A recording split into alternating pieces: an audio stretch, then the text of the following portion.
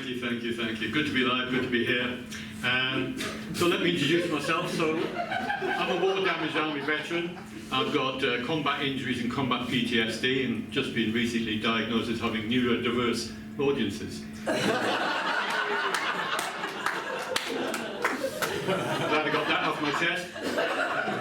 So despite being in the army, I raised 4 kids, although not all of them were from the same father. I raised them as Welsh atheists.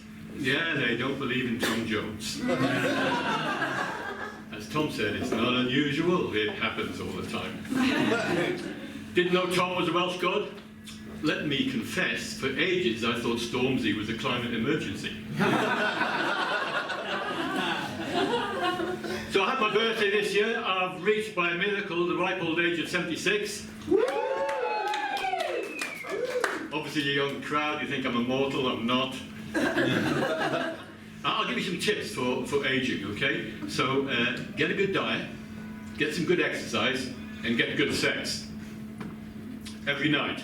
I know, old people talking about sex is really gross, right? Okay, so 2 out of 3 is not bad, is it? I promise I'll try the dieting. So on my birthday, my kids came along, and for some reason they started Googling life expectancy. I mean, they're all renting. So apparently I'm past my sell-by date.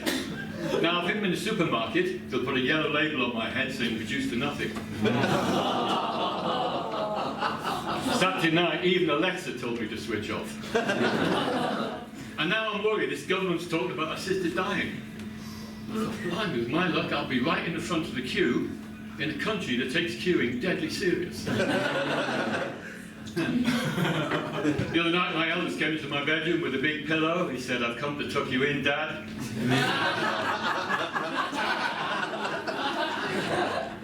I remembered some Latin. "Fuck you, Brutus." I've now put locks on the bedroom door. Red, what is it good for? It's patricide, come on. Thank you, thank you. So, my youngest is still at home. She thinks she's a protected species, so she won't contribute to the rent.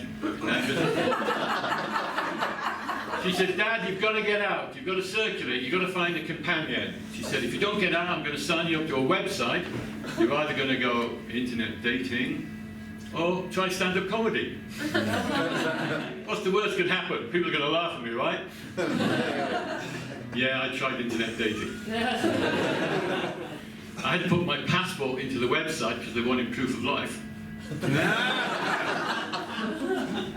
then I got a spam from the local necrophilia society.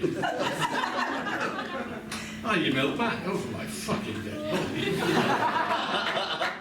They replied, "We love your attitude, we meet this weekend." Anyway, you want to hear about the first date? Woo! Yeah. All right. So she rang me on the landline, and I thought, I'm definitely in the right group. The website was called Sexy Grey Wolves of the 70s.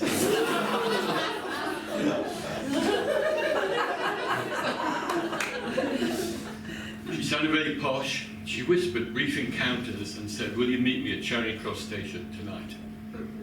I thought, okay, this could be a long-term relationship, or it could be a one-night stand. So I took my defibrillator. You never know, right? On my way out the door, my daughter sprayed me with Febreze. I thought, what the fuck's that about? Anyway, I get down there. She's a goth, all black leather, black hair, and she's got mascara right over her cataracts. She fixes me with a milky white eye and says, "Have you got one last bang in you before you disappear down the rabbit hole of dementia?" She puts a blue pill on the table, it's Viagra. I thought, she's done this before. I swallow the pill, she gets a taxi, back to her big house.